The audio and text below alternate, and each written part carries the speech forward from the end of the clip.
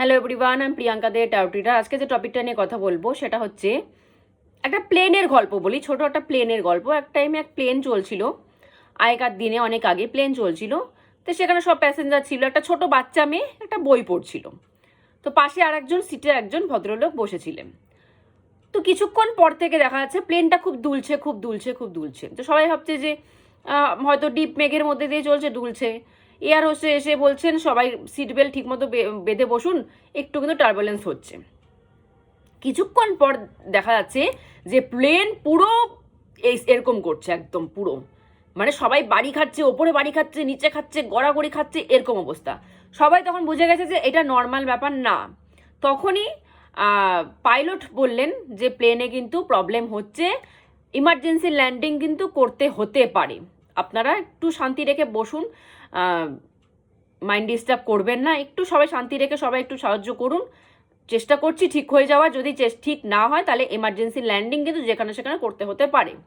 এটা শোনার পর কিন্তু সবাই আরও মেন্টাল ডিসব্যালেন্স হারিয়ে ফেললেন না, একদম, যে এবার তো আমরা মরেই যাব, যেখানে সেখানে ল্যান্ডিং করলে কি করে আমরা বাঁচবো, সমুদ্রের মাঝখানে যদি ল্যান্ডিং হতে হয় তাহলে আমরা সাঁতার জানি না, কি করে বাঁচবো। সবাই ভাবলেন যে এবারে আমাদের শেষ, সবাই কান্নাকাটি শুরু করে দিয়েছে একদম। কিন্তু যে বাচ্চাটা পাশে বসে একটা বই পড়ছিলেন, তার এত ঝামেলা, এত আপস অ্যান্ড ডাউনস হচ্ছে, এত মানুষের চিল্লাচিল্লি, মানুষ পড়ে যাচ্ছে, এই করছে, কান্নাকাটি করছে, তার কোনো ভ্রুক্ষেপ নেই, সে বই পড়েই যাচ্ছে। পাশে বসা মানুষটা সে বাচ্চাটাকে ফলো করছে, এদিকে ভয়ও পাচ্ছে। কিছুক্ষণ যাওয়ার পরে প্লেনটা কিন্তু স্মুথ হয়ে গেল। তখন অ্যানাউন্স করলেন পাইলট যে এখন আমরা স্থায়ীভাবে ঠিক আছি, আমাদের পরিস্থিতি কন্ডিশন ঠিক আছে, আমরা যেখানে ল্যান্ডিং করার কথা আমরা কিন্তু ওখানেই ল্যান্ডিং করব, কোনো এমার্জেন্সি ল্যান্ডিংয়ের কোনো দরকার পড়বে না। তখন সবাই একটু শান্তিতে স্বস্তি নিস্তার ফেললেন। এবং তখন ওই ভদ্রলোকটা ওই বাচ্চাকে জিজ্ঞাসা করলেন, তুমি তো শুনলেই পাইলট বললেন যে প্রবলেম হচ্ছে, এমার্জেন্সি ল্যান্ডিং হতে পারে, আমরা নাও বাঁচতে পারি, প্লেন ক্র্যাশও হয়ে যেতে পারে, তুমি মানে বই পড়ছিলে, তোমার কোনো ভয় লাগলো না, কিছু না, চিৎকার চেঁচামেচি কান্নাকাটি তুমি কিছুই করলে না কেন, কারণ কি? তখন সে বলছে যে এই যে পাইলট যে বলছেন, যে অ্যানাউন্স করছেন, সে আমার বাবা।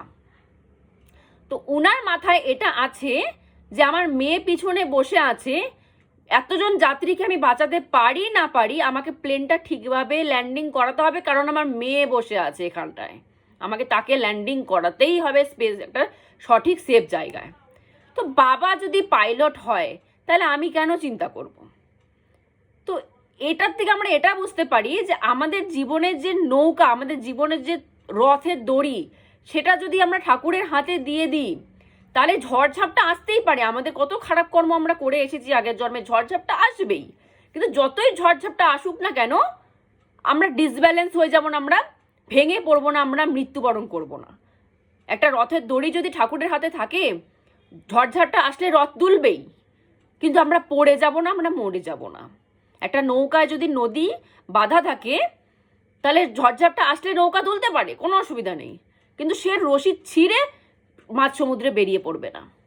তো এই ভরসা, এই বিশ্বাসটা কিন্তু ঠাকুরের উপর রাখতে হবে যে আমাদের বাবা কিন্তু গাড়ির ড্রাইভার, আমাদের বাবা কিন্তু রথের চালক, আমাদের বাবা কিন্তু হেলিকপ্টারের পাইলট, আমাদের বাবা কিন্তু নৌকার দাঁড় টানছে।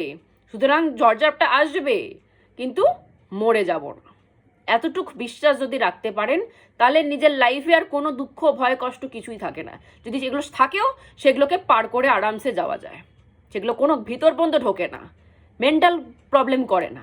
সেগুলো আসবে, সেগুলো আবার ফাইট করে সেগুলোকে ভাগাতে হবে।